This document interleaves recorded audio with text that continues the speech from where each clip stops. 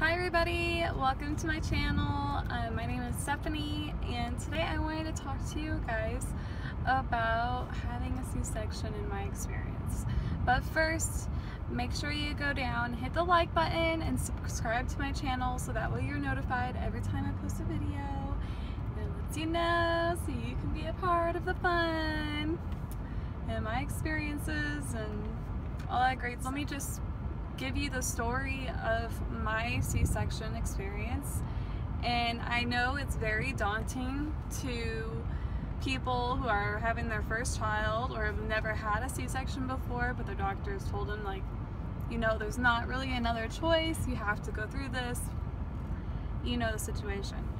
I had 2 C-sections. My first child, she did not want to cooperate, so I was trying to give birth and it wasn't working, so we had to have a C-section. She wouldn't turn her head.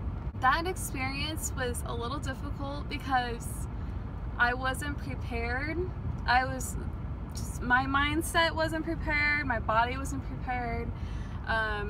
You know, I was like all like, no, I don't want to have a C-section, I don't want to have a C-section, because like I was just like very scared of the idea of having my stomach belly area cut open. But it all went smoothly, so that's always good. My second kid was a planned C-section, and this time I was much more prepared. I was much more comfortable with the idea of having a C-section. I did have the choice of whether having her natural or having another C-section, but obviously there's complications that you have to consider if you decide to go try to have natural after you have a C-section, and you can always look that up and see what the facts are on that to kind of make up your choice if that's what your scenario is. So for my second daughter, first we had to set up like a surgery time with our doctor, and you have to get there 2 hours early to check in, and this is my experience. This might not be for everyone, so I'm just letting you know what I went through. So you had to get there 2 hours early, you had to fill out your paperwork, you were put in a room that was for like pre-surgery, you had to get in your gowns. If you haven't maintained your girly parts, they'll do that for you, because I know it's quite difficult to do that when you have a belly in the way and you're trying to bend over and all that great stuff. They give you a shot before you go into surgery, and I think they did this to me in the actual surgery room. They gave me my shot in the surgery room, or was it before? I think they gave it to me before. No, it was in the surgery room. It was in the surgery room. Sorry. It was in the surgery room. It was a little painful, but it wasn't to the point where I couldn't sit still.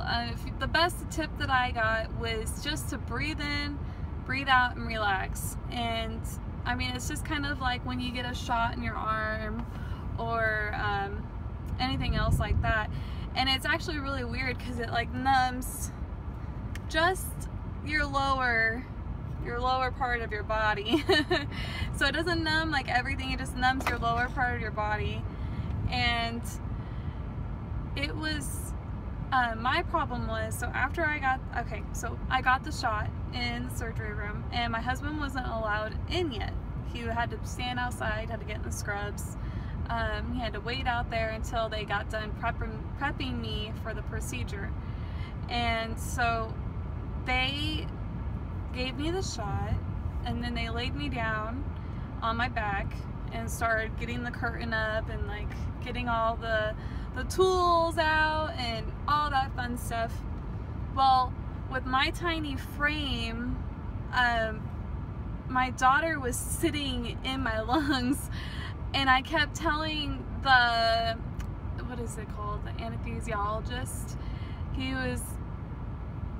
I kept telling him, like, I can't breathe, like I can't breathe, I'm going to pass out, I cannot breathe whatsoever. And I started panicking, only because when when you have that medicine in you, it kind of makes you a little more emotional than you would normally be. So I started panicking, and I told him, I was like, I'm gonna pass out. My blood pressure dropped, and I threw up. That was fantastic. But he gave me some kind of medicine that was gonna help.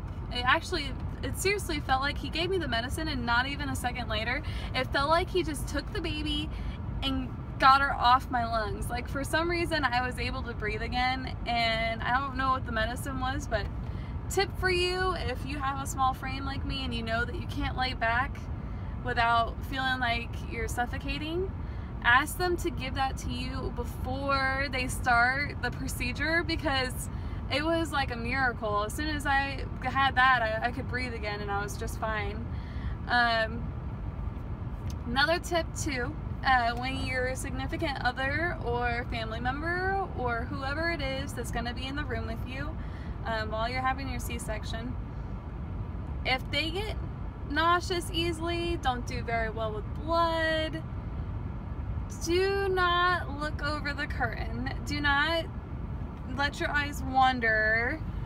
Tell them to just focus on you and don't look around the room, because there's tubes of like your extra blood and stuff is going into. My husband almost passed out. He got really pale because he saw all my stuff going into these tubes, and it didn't help that the curtain was like probably not even like this big. It was seriously like the size of my body. They should have had something bigger there, but that's my own.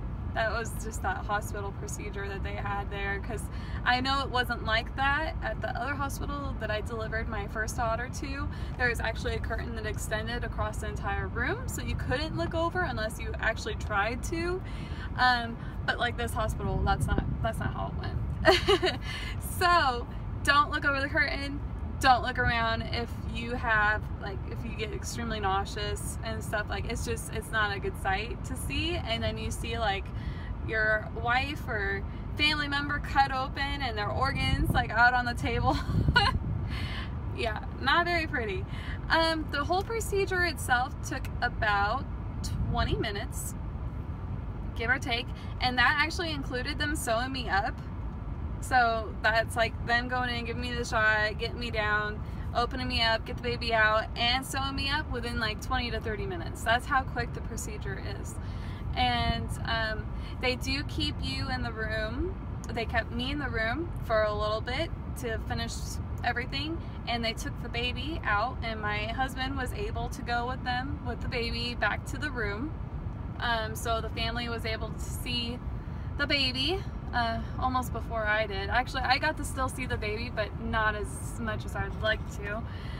They let you see your baby, like my baby girl. They let me see her and hold her for a minute, and then you know, send her back to the room with the rest of the family. I would suggest not having everyone there in the room with you. Only because you're very emotional and you're going through a lot of like things, like you just had a baby, you have like this medication that's in you that's making you like really emotional. I was a hot mess, and I wish that, like, I love my family and my husband's family, but I wish it would have been more like secluded at first, so that way I could like realize what's going on and like you know, relax. But overall, it was a smooth process. The healing process after, so after you have a C-section, you definitely want to be able to walk right after. I mean, not like a day. You want to start trying to walk and move around, because if you sit still and you don't get up and you don't move around, you're going to be extremely sore, and it's not going to help you in the healing process. You aren't allowed to drive or lift anything for the minimum they told me was 2 weeks. And of course, like, you know, it depends on who you are and how well you heal. I was up and moving around right away. Wasn't lifting anything though, and I would definitely I wouldn't work out. I wasn't doing anything strenuous. I was just making sure that I'm walking around, sitting up, sitting back, you know, just working out those muscles because they are all moved around, so now they gotta get strength back again. And after that, so I would say after the 2 weeks of like healing, I still had a little bit of tenderness down there, but for the most part I was pretty good, and that's just because I was up and moving around right away. And actually in the hospital, I wanted to be up and moving around the same day. I wanted to get up and try to walk a little bit, and because my surgery was first thing in the morning, and at night, you know, I told my nurse I wanted to get up and go for a walk, and I wanted to change my bandages because and I'll get into that too, like what stuff you probably need to bring with you for your surgery, but I wanted to have all my bandages changed and everything else. So talking about what to bring, what to expect after your surgery, I brought like my basic necessities, so like my body wash, hair stuff, because I was there for 4 days. I think the max is like 3 to 5 days is what they say you can stay there for. So I brought my own body wash, my own hair stuff. I brought a dress for my discharge day, so a comfortable dress to wear home. I brought shorts and loose shirts, like loose shorts, loose shirts. I also had maternity underwear. Now, you're not going to be able to wear your little cute underwear because there's going to be a lot of stuff going on down there, and it's going to be a hot mess. So you need to bring maternity underwear or something of that sort with your own set of pads if you feel comfortable doing that. They do provide you with pads, but they're kind of like granny underwear. So I would do that, and your own blanket pillow if you really want to, and your baby stuff, and that's probably about it. So if this video helps you at all, that's great. I really hope it helps someone, because I didn't know anything what to expect, and I don't think any of my family members had gone through like a cesarean before, so it was all new to me, and I like to pass off my experiences to you, and I think that is it. So if you like this video, give it a thumbs up, and please subscribe. I would love to post more videos for you guys. I'll talk to you all later. Bye!